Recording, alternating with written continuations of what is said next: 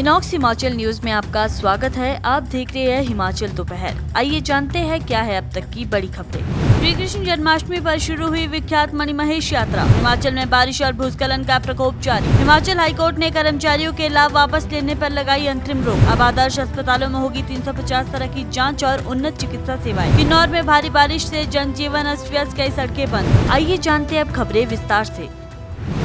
चंबा जिले में प्रसिद्ध मणिमहेश यात्रा का श्री कृष्ण जन्माष्टमी के अवसर को पवित्र मणिमहेश डल झील में छोटे नॉन के साथ हो गया है। सुबह सवेरे हजारों श्रद्धालुओं ने डल झील में आस्था की डुबकी लगाई और कैलाश पर्वत के दिव्य दर्शन किए। ये यात्रा 31 अगस्त तक चलेगी। 15 दिनों तक चलने वाली इस पावन यात्रा में देश भर से लाखों श्रद्धालु हर साल चंबा पहुँचते हैं। मौसम खराबी के कारण चंबा भरमौर हाईवे जगह जगह अवरुद्ध हो रहा है और लगातार चट्टाने और पत्थर गिरने की घटनाएं हो रही है। प्रशासन ने श्रद्धालुओं से मौसम की जानकारी लेकर ही यात्रा शुरू करने और सतर्क रहने की अपील की है, ताकि सभी की यात्रा सुरक्षित रह सके।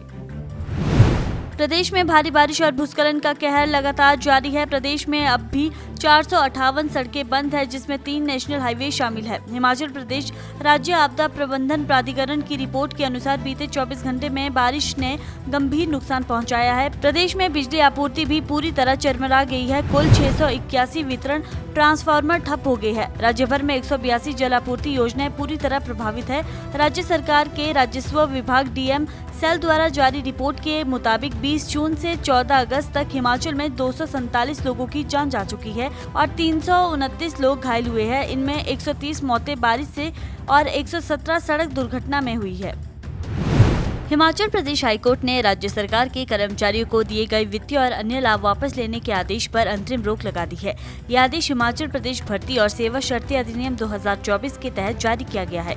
याचिकाकर्ताओं ने कोर्ट को बताया कि जो लाभ वापस लिए जा रहे हैं वे पहले सुप्रीम कोर्ट और हाईकोर्ट के दिशा निर्देश अनुसार ही दिए गए थे। याचिकाकर्ताओं का ये भी कहना है कि राज्य सरकार मामला सुने बिना नए अधिनियम के नाम पर उन फैसलों को निष्प्रभावी करने की कोशिश कर रही है जो न्यायालय ने दिए थे।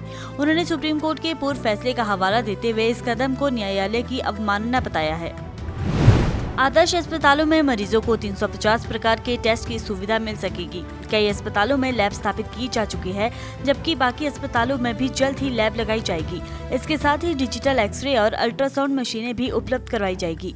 वर्तमान में प्रदेश में 49 आदर्श अस्पताल स्थापित किए गए हैं और बाकी विधानसभा क्षेत्रों के सामुदायिक स्वास्थ्य केंद्रों को भी आदर्श अस्पताल का दर्जा मिलाकर वहाँ बिस्तर, उपकरण, डॉक्टर और पैरामेडिकल स्टाफ की तैनाती की जाएगी।